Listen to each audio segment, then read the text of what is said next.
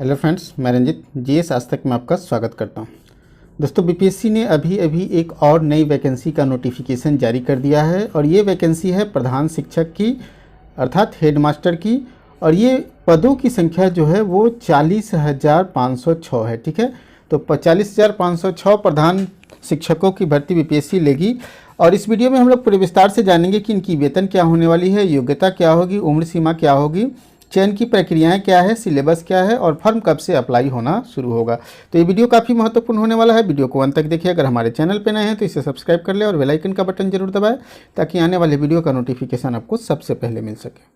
दोस्तों, अगर आप बीपीएससी या बिहार की किसी भी परीक्षा की तैयारी कर रहे हैं तो आप जीएस आज तक का ऑफिशियल मोबाइल ऐप डाउनलोड कर सकते हैं, जहां आपको फ्री में टेस्ट सीरीज के साथ साथ फ्री में आपको मटेरियल भी उपलब्ध कराए जाते हैं। करेंट अफेयर्स के पीडीएफ मटेरियल और साथ साथ वीडियो भी फ्री में उपलब्ध कराए जाते हैं। इसके अलावा हमारे 67 यूपीएससी और सीडीपीओ के लिए टेस्ट सीरीज चल रहे हैं। BPSC assistant public sanitary waste management officer के लिए टेस्ट सीरीज के साथ साथ आपको इसके फाउंडेशन कोर्स भी चल रहे हैं। वहीं पे बीएसएससी के लिए टेस्ट सीरीज, बीएसएससी सीजीएल और इंटर लेवल दोनों के लिए टेस्ट सीरीज और फाउंडेशन कोर्स भी चल रहे हैं। वहीं पे हेडमास्टर के लिए, हेडमास्टर की जो वैकेंसी हाल ही में आई थी उसके लिए भी फाउंडेशन कोर्स हमारे चल रहे हैं। तो आज ही हमारे आप मोबाइल ऐप को डाउनलोड कीजिए और हमारे कोर्स के साथ जा सकते हैं, ज्वाइन कर सकते हैं। अगर आपके पास किसी भी तरह की कोई इंक्वायरी है तो आप हमारे नंबर 7631864192 पर क्लिक करके कॉल करके आप हमारे कोर्स के बारे में जान सकते हैं। तो चलिए जानते हैं आज की महत्वपूर्ण वैकेंसी के बारे में। दोस्तों, जैसा कि आप देख रहे हैं, बीपीएससी ने अभी एक नोटिस जारी की है और ये नोटिस आप बीपीएससी के वेबसाइट पर भी देख सकते हैं। शिक्षा विभाग के अंतर्गत प्राथमिक विद्यालयों में प्रधान शिक्षकों के 40,506 पदों पर नियुक्ति के लिए ये नोटिफिकेशन जारी किया गया है बीपीएससी के द्वारा। ठीक है, जिसमें से आप कैटेगरीज वाइज देख सकते हैं कि कितने सीट हैं। वहीं अगर जनरल कैटेगरी की बात करें तो 16,204 पद हैं। आर्थिक रूप से कमजोर वर्गों के लिए 4,046 पद हैं। अनुसूचित जाति के लिए 6,477 हैं। वहीं अनुसूचित जनजाति के लिए 418 पद हैं। अत्यंत पिछड़ा वर्ग के लिए 7,290 पद हैं। पिछड़े वर्ग के लिए 4,861 पद हैं। पिछड़े वर्ग की महिला के लिए 1,210 पद हैं। कुल 40,506 पदों में से आपको बता दें कि 35% महिलाओं को क्षैतिज आरक्षण जो बिहार में दी जाती है वो सभी दिए गए हैं। ठीक है, चलिए अब हम लोग बात कर लेते हैं वेतनमान की। तो इसका जो वेतनमान है वो फिक्स है। आपको 30,500 रुपये का वेतन मिलेगा, फिक्स वेतनमान है। और समय समय पर इसे पुनरीक्षित किया जाएगा और साथ साथ आपको अन्य भत्ता जो बिहार सरकार के द्वारा दिया जाता है वो सभी भत्ताएं भी आपको प्रदान किए जाएंगे। इसके लिए आपको योग्यता जो है, शैक्षणिक योग्यता की बात कर लें, एलिजिबिलिटी की बात कर ले तो भारत के नागरिक होना आवश्यक है और बिहार राज्य के निवासी होना भी जरूरी है। मान्यता प्राप्त विश्वविद्यालय से 50% अंक के साथ आपको ग्रेजुएट होना जरूरी है, मतलब स्नातक होना जरूरी है। वहीं अनुसूचित जाति, जनजाति, दिव्यांग वगैरह को 5% की छूट दी गई है, मतलब आपको 45% अंक के साथ स्नातक होना जरूरी है। इसके अतिरिक्त दूसरा जो है वो आपको मान्यता प्राप्त संस्थान से डीएलएड, बीटी, बीएड, बीएड और बीसीएड और बीएलएड उत्तीर्ण होना जरूरी है। वर्ष 2012 के बाद नियुक्त शिक्षक भी पात्रता के योग्य होंगे।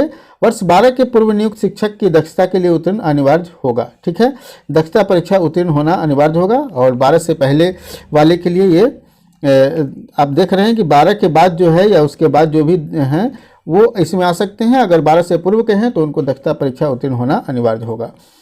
और शिक्षक पात्रता से अभिप्रेत है कि बिहार सरकार केंद्र सरकार द्वारा प्राधिकृत संस्थान में 1 से 5 एवं 6 से 8 में शिक्षक पद की नियुक्ति हेतु आयोजित होने वाली ये पात्रता परीक्षा होना चाहिए। ठीक है, अब चलिए हम लोग बात कर लेते हैं अनुभव की। तो पंचायती राज संस्थान नगर निकाय में प्राथमिक शिक्षक या प्रारंभिक शिक्षक मूल कोटि में न्यूनतम 8 वर्ष का लगातार सेवा होना चाहिए। पंचायती राज संस्थान के अंतर्गत स्नातक शिक्षक जिनकी सेवा संपुष्ट हो चुकी हो वो सभी भर सकते हैं। ठीक है, वहीं अगर बात कर लेते हैं उम्र सीमा की, तो उम्र सीमा जो है वो निर्धारित की गई है कि बिहार सरकार पंचायती राज संस्थान, नगर निगम संस्थान के शिक्षकों के लिए न्यूनतम एवं अधिकतम सीमा अलग से निर्धारित नहीं की जाएगी, परंतु आयु जो है वो 1/8/2021 से आपको निर्धारित की जाएगी। और वार्धक्य सेवानिवृत्ति की आयु 60 वर्ष निर्धारित है, से अधिक नहीं होना चाहिए। मतलब उम्र सीमा आपका 60 वर्ष से अधिक नहीं होना चाहिए, 60 वर्ष से अधिक नहीं होना चाहिए।